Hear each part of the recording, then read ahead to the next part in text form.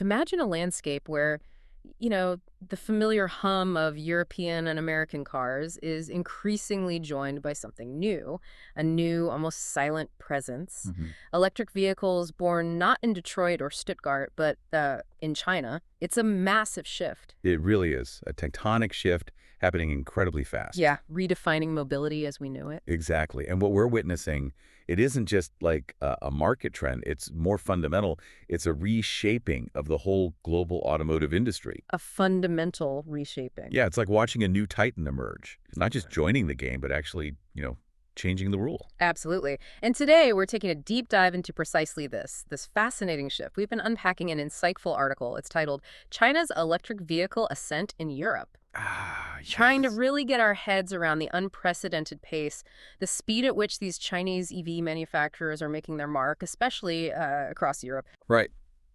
And our mission for this deep dive, really, is to pull out the core insights from this material. Explore the many factors driving this explosive growth. Mm-hmm. And critically consider what it all means. For the future of car manufacturing, sure, but also for you, the consumer, thinking about your next car. Yeah, what does it mean for us? We'll look at the data, the tech advancements, the big implications. It's kind of like shifts we've seen in other tech industries before, isn't it? It really is. So let's unpack this.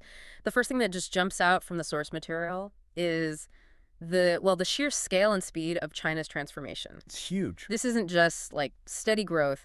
It's a nation rapidly becoming a dominant automotive exporter, specifically in EVs. Almost out of nowhere, it feels like. But what's really fascinating is how quickly China moved from being, the world's factory floor for everyone else, Right, making things for other brands? exactly, to becoming a leading exporter of its own brands, Mm. sophisticated brands. The article points out a truly historic moment, 2023. For the first time ever, China officially overtook Japan, became the world's largest car exporter overall. Wow. Overall. Not just EVs. Overall. And this isn't just volume, it's a deliberate, profound shift.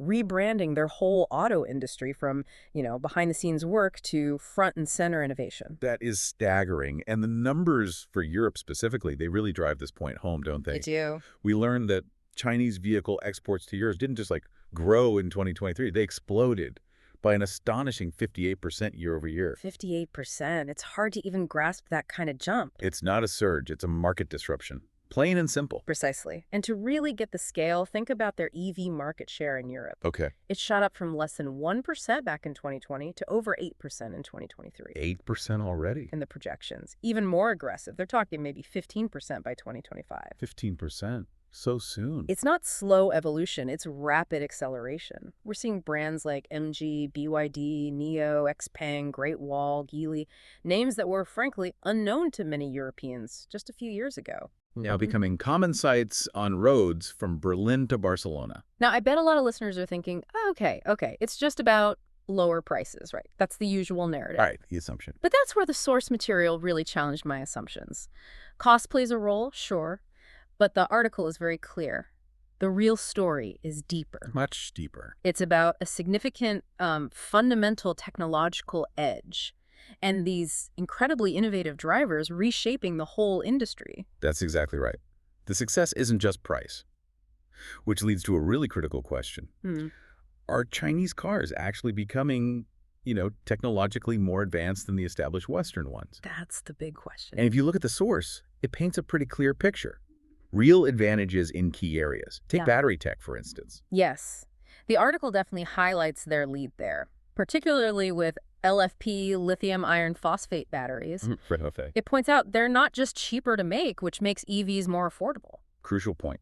but they're also safer, inherently safer, higher thermal stability. Plus, the tech has moved on. They now offer competitive energy density compared to some traditional chemistries. Meaning good range. Meaning Right. good range for consumers, exactly. That really is a game changer, isn't it? It absolutely is. Yeah. And it's not just the hardware. Yeah. Not just the physical bits. Okay. This is where I see that direct parallel. Like we saw with smartphones. Ah, interesting. How so? Well, think about it. Companies like Huawei, Xiaomi, Mm-hmm. they didn't just copy. They innovated fast, Yeah. leveraging their whole domestic tech scene. Chinese EV makers are doing the same. Right. They didn't just build cars, they built smartphones on wheels, Mm-hmm. designed for people who live online. The article talks about really advanced infotainment, smart cockpits, AI So features. what kind of things specifically? Give us some examples. Sure. We're talking advanced predictive navigation, Yeah. stuff that learns your habits, optimizes routes on the fly, personalized cabin environments, lighting, climate, even scent based on your mood, robust voice assistants that actually understand complex commands, Hmm. and critically, over-the-air updates. Your car keeps getting better, like a rolling software platform. Like your phone gets updates? Exactly. The connectivity, the user experience, it often feels, well, superior. Yeah. Designed for modern, tech-savvy people who expect seamless integration with their digital lives, Right. their tech superiority, their capacity for innovation. It's really pushing boundaries in a way we haven't seen from traditional car makers in decades, frankly. So it's not just point A to point B anymore. It's the whole experience inside. Features that feel genuinely cutting edge, intuitive. Precisely. And this speed, it extends to manufacturing too, doesn't it? The source mentions their rapid development cycles. Yes, this is a massive strategic advantage. Yeah. Their ability to bring totally new models to market. Mm. It's incredibly fast, sometimes less than 24 months, concept to showroom. Less than 2 years. That's amazing. It's incredible agility. It lets them respond super quickly to what consumers want, integrate the latest tech fast, often leaves the established players looking, well, a bit slow. Outpacing them. Yeah. This rapid iteration, plus their deep supply chain integration, plus significant government support. It's creating this perfect storm, a profound challenge for European automakers. And their huge home market helps too, right, as a testing ground. Absolutely, an unparalleled testing ground, refining designs, software at a speed that's just impossible elsewhere. Okay, so that brings us to the impact. On the European market itself, with all this innovation, this market share grab, Yeah. how are the established European brands coping, the names we've known forever? It's a huge challenge, and one I think many legacy automakers underestimated initially. Right. They're reacting now, of course, Okay. accelerating their own EV development, trying hard to catch up on the tech curve, Right. streamlining production. Trying to get more agile. Exactly. Yeah. Volkswagen, for example, is pushing hard on more affordable EV platforms, like their ID.2all concept, trying to compete directly on price and features. Okay. Others, like Mercedes, are looking at strategic partnerships, sometimes even with Chinese companies, Really? Partnering with the competition. sharing battery tech, software, even co-developing platforms. It's pragmatic, a necessity even. But, it raises questions about IP, long-term competition, things that would have been unthinkable just a few years back. A definite sign of the pressure they're under. And what about consumers in Europe? Are drivers actually buying into these new Chinese brands? Or is there still, skepticism? Well, the source indicates that perception is definitely shifting, Yeah. and fast. Okay. European consumers are starting to see these brands not just as, the cheap alternative, but as genuinely valid options, high quality, technologically advanced. Because the quality is there. Apparently so. The initial skepticism seems to be eroding, driven by the features, the performance, the competitive pricing.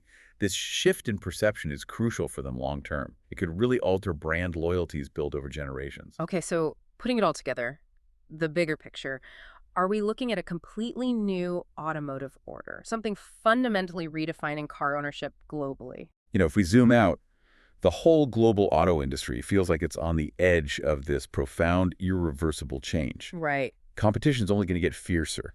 And the source suggests technology and speed, more than anything, Mm-hmm. will decide who wins. Which brings up a big question, and honestly, my strong feeling. Go on. Could China truly dominate the global auto sector in the coming years? I think the answer is yes, a resounding yes. That's a bold statement, Mhm. but based on everything we've discussed, the tech lead, it seems, increasingly plausible. The source makes a very strong case for it. It analyzes the trends, the tech trajectory, and it explicitly says China is poised to consolidate its position as a global leader. Yeah. Not just in volume, but fundamentally in tech innovation. Right. This isn't just a maybe, it feels like a highly likely path. Just like we saw in other tech sectors. Think smartphones again? Yeah, you mentioned that. European American brands led, then boom. Huh.